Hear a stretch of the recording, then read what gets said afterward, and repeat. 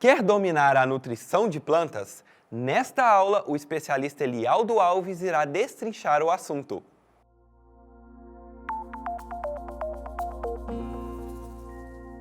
Sejam todas bem-vindas, sejam todos bem-vindos. A aula de hoje é a nutrição e fertilidade de plantas. Eu sou Elialdo Alves de Souza, engenheiro agrônomo de formação, mestre em agroecologia, doutor em agronomia, tendo trabalhado aí nesses períodos com eficiência de uso de nutrientes e nutrifisiologia. E hoje, como suporte técnico da SATES, eu atuo principalmente com essa parte de nutrição e fisiologia vegetal e a gente vai conversar um pouco sobre isso na aula de hoje. Quando a gente pensa em adubação de plantas, embora esse termo, na prática, englobe muito mais coisa do que aquilo que normalmente a gente se preocupa no dia a dia, mas esse termo, no geral, fica restrito a esses nutrientes minerais que aparecem aí na lâmina visível para vocês. A gente tem uma preocupação com esses nutrientes minerais, a gente vai falar um pouco melhor da classificação deles lá na frente, mas a gente entende mais esses nutrientes como elementos essenciais, porque são eles que a gente fornece nas nossas práticas de adubação, na forma de tecnologia de produto, fertilizantes, adubos, seja via solo, seja via foliar. Mas cada um deles tem funções específicas e eles são chamados elementos essenciais, ou seja, nutrientes, porque cada um deles cumpre ali algumas funções sem as quais as plantas não conseguem completar o seu ciclo de vida. Então, esses nutrientes, na forma desses fertilizantes, eles são fornecidos através das nossas práticas de adubação. As adubações, elas são classificadas em alguns tipos. A gente tem a adubação de correção, a adubação de manutenção e a adubação de reposição. Cada uma cumpre uma função específica. A adubação de correção, ela tem muito mais a ver com o solo. Ela cuida da planta também, ela tem a ver com a planta, com a cultura, mas o objetivo principal da correção é levar os nossos níveis no solo a um ponto tal em que esse solo funcione em sua melhor performance, tanto em termos físico-químicos quanto em termos biológicos. Aí a gente está fazendo a correção. Depois que esse solo está corrigido, a gente vai cultivar a nossa cultura de interesse agronômico, a gente precisa fazer a manutenção. A manutenção é um tipo de adubação que serve também para o solo, mas o principal objetivo é a planta. Por exemplo, eu estou trabalhando com uma genética de cebola que consome 80 gramas de cobre por hectare ciclo. Então, eu forneço esse cobre para que essa genética de cebola tenha acesso a esse nutriente de maneira eficiente e de maneira tal que ela não precise tirar isso exclusivamente do solo e tornar o solo não corrigido de novo para esse elemento. Então, a gente está falando da manutenção. Essa manutenção a gente normalmente divide em uma fundação, que é aquela adubação inicial, quando a gente vai implantar a lavoura, e a gente tem uma ou mais coberturas, que são aquelas entradas quando a lavoura já está instalada, mas a gente quer fornecer ainda uma parte, ou a gente precisa garantir uma parte de alguns nutrientes específicos para que eles não faltem ao longo do ciclo. E a adubação de reposição, que seria mais ou menos impedir que o nosso sistema, o nosso agrossistema, fique em um saldo negativo. Quando eu cultivo uma uva, por exemplo, ou quando eu cultivo uma manga, que eu vendo isso, que eu comercializo isso, junto com aquele material que está saindo, tem ali também alguns nutrientes. Esses nutrientes que saem do sistema precisam ser repostos, que senão a gente fica ali com um saldo negativo. Então, ou a gente faz uma aplicação na entre-safra, ou a gente adiciona isso depois na correção ou na manutenção seguinte. E o ideal, principalmente em termos de correção, é que os nossos níveis estejam no nível crítico. O que é o nível crítico?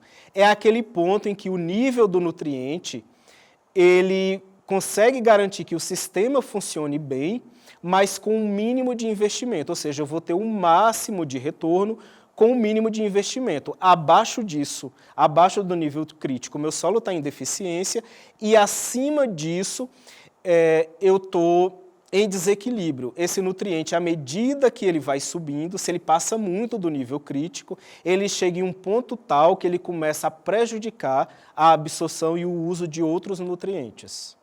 Mas, basicamente, para a correção do solo, a gente utiliza uma tabela de referência de correção, que basicamente vai nos dizer para qual nível eu devo elevar cada um dos meus nutrientes ou rebaixar, o que é necessário em alguns casos, permitir que esse nutriente seja consumido sem novas adições.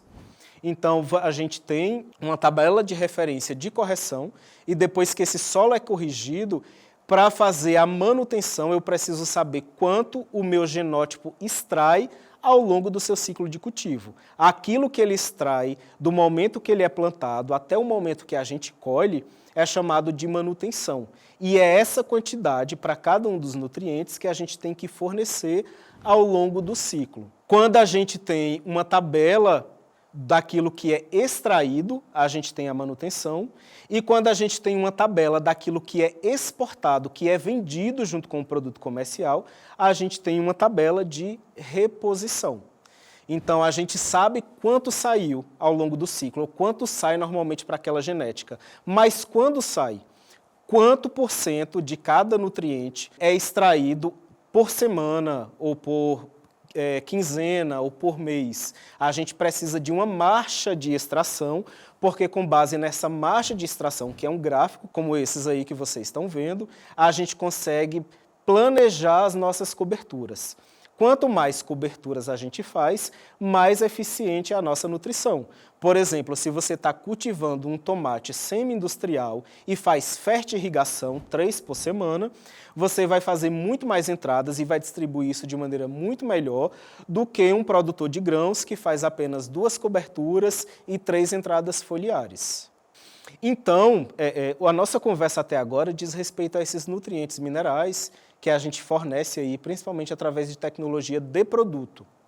Mas, além dos nutrientes minerais, existem aqueles que são muito importantes, que inclusive são requeridos em quantidades muito maiores. Para vocês terem ideia, enquanto os nutrientes minerais são responsáveis aí por, no máximo, 8% de tudo que é o tecido de uma planta, esses nutrientes não minerais, eles correspondem a 92%. Eles são os mais demandados e eles são aqueles que exigem mais investimento.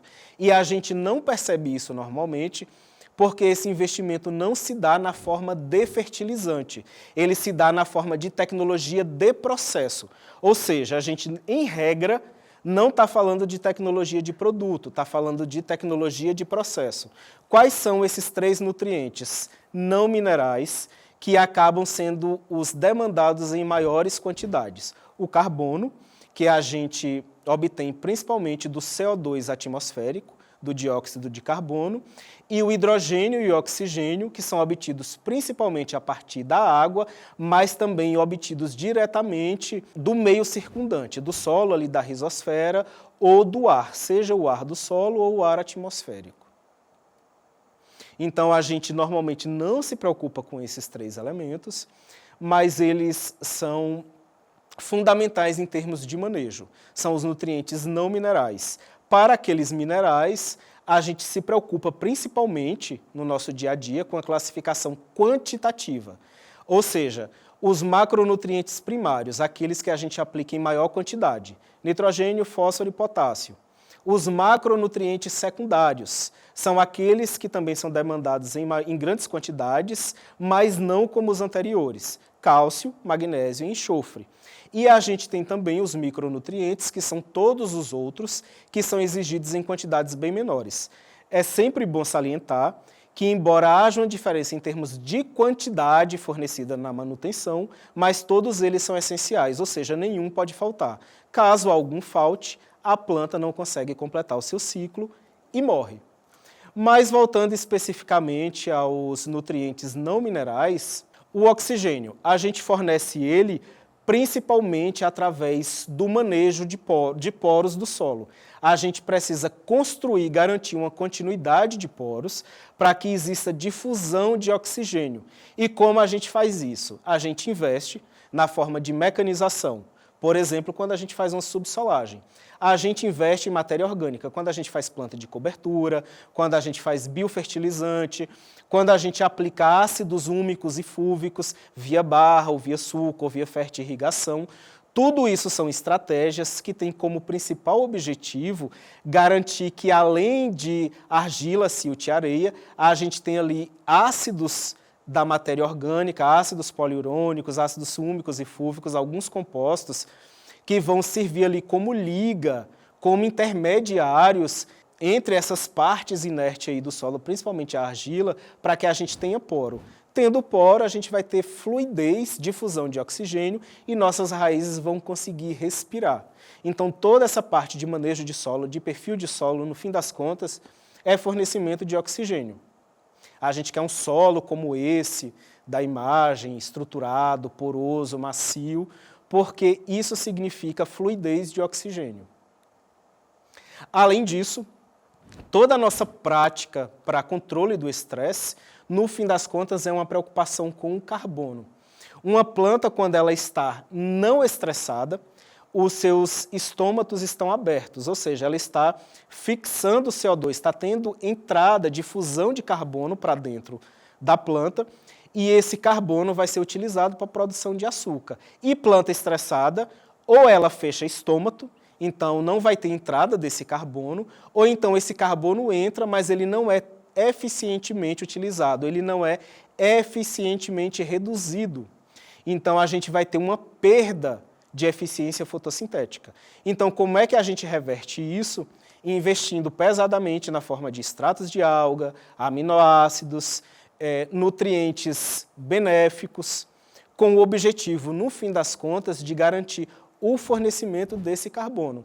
E o hidrogênio, ele é obtido tanto da água, como também o oxigênio acaba sendo quebrado ali também, vem da quebra da lise da água, mas a gente também obtém esse hidrogênio diretamente da rizosfera, ali, a zona mais próxima da raiz, com influência ali direta da raiz, porque ele serve principalmente como uma moeda de troca. Cada vez que a planta absorve um nutriente catiônico, como o cálcio, que a carga é positiva, ou um sódio, ou qualquer outro elemento catiônico, ou um magnésio, ela precisa fazer uma troca por hidrogênio. Ela absorve, esse nutriente entra, e em troca dele o hidrogênio sai. A gente tem uma troca para a manutenção do equilíbrio de cargas, e o hidrogênio cumpre essa função. Então a gente precisa garantir isso tanto no solo, por isso que a gente trabalha também matéria orgânica, a gente trabalha toda essa parte de perfil do solo de micro-organismos que são capazes de trabalhar, de liberar esses prótons, esses ácidos, porque a gente precisa desse hidrogênio como moeda de troca. Então a gente faz todo o nosso manejo de estresse com o objetivo de garantir que o oxigênio, mas também o carbono e o hidrogênio vão ser muito bem metabolizados, não vão ser perdidos, a gente não vai ter desvio ou perda deles lá na frente. Então a gente faz todo o investimento para controle de estresse e a gente faz toda uma prática de manejo para que os efeitos da radiação, do excesso de luz, da falta de água sejam os menores possíveis em termos fisiológicos. Cabe salientar alguns pontos também em relação aos nutrientes minerais. Aí a gente sai daqueles 3 não minerais e volta de novo para os minerais, que é a classificação em termos de essencialidade. Além dos nutrientes essenciais, que a gente tem aí os não minerais, carbono, hidrogênio e oxigênio, e os minerais que a gente já falou ali na primeira tabela, a gente tem também os benéficos, dando atenção especial a silício, sódio, alumínio, cobalto e selênio.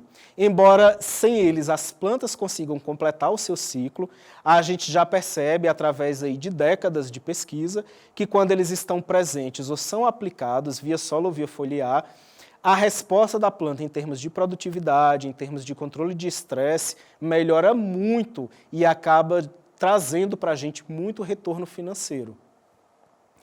Os nutrientes, eles acabam tendo uma classificação também que diz respeito à sua função e comportamento, ou seja, é uma classificação muito mais bioquímica e não restrita às quantidades demandadas ao longo do ciclo.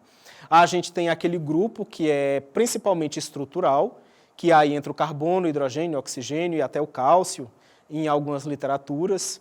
A gente tem o estrutural, complementar, o mineral, que aí entra o nitrogênio, o fósforo e o enxofre. A gente tem aqueles que são muito mais reguladores e transportadores, permanecem na forma iônica. Eles têm uma função reguladora marcada, como são as bases, o potássio, o cálcio e o magnésio, e a gente tem aqueles que funcionam como ativadores. Ativadores enzimáticos, ativadores de rota, catalisadores, fazem parte de alguns grupos, de alguns sítios ativos de proteínas e de enzimas. A gente tem o ferro, o manganês, o cobre, o boro, o molibdênio, o cloro. Uma outra classificação importante que a gente não pode perder de vista é a mobilidade. Alguns nutrientes são mais móveis na planta e quando eles são mais móveis, a falta deles se reflete principalmente na folha mais velha. Por exemplo, a gente tem clorose quando falta nitrogênio, a gente acaba tendo uma queima da borda da folha mais velha quando falta potássio. A gente tem uma clorose internerval quando falta magnésio, também na folha mais velha. Quando essa deficiência se dá na folha mais nova, a gente tem problema principalmente com o nutriente imóvel. Por exemplo, a gente tem a clorose internerval no caso do manganês. A gente tem uma clorose da base, para o que começa da base e vai migrando em direção ao ápice, quando se trata de zinco. Então, o tipo de deficiência sinaliza mais ou menos a mobilidade do nutriente e a forma como a gente deve manejar isso.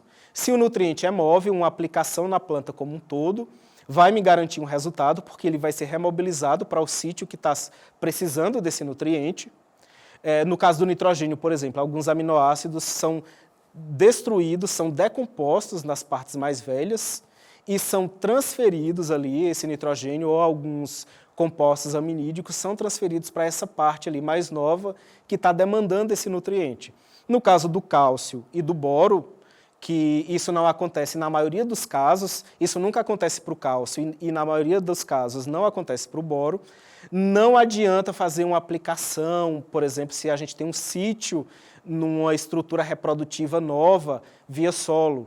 Por exemplo, em um fruto como o tomateiro, acaba sendo muito mais interessante fazer uma prática de correção in situ, foliar, localizada, direcionada para aquele sítio onde a deficiência está ocorrendo, porque a gente tem um nutriente que não é móvel, ele não vai conseguir ser realocado para aquele sítio que está sendo demandado, para aquele sítio onde ele está sendo demandado. E no caso da mobilidade no solo, isso acaba mexendo muito com a nossa prática de manutenção, principalmente.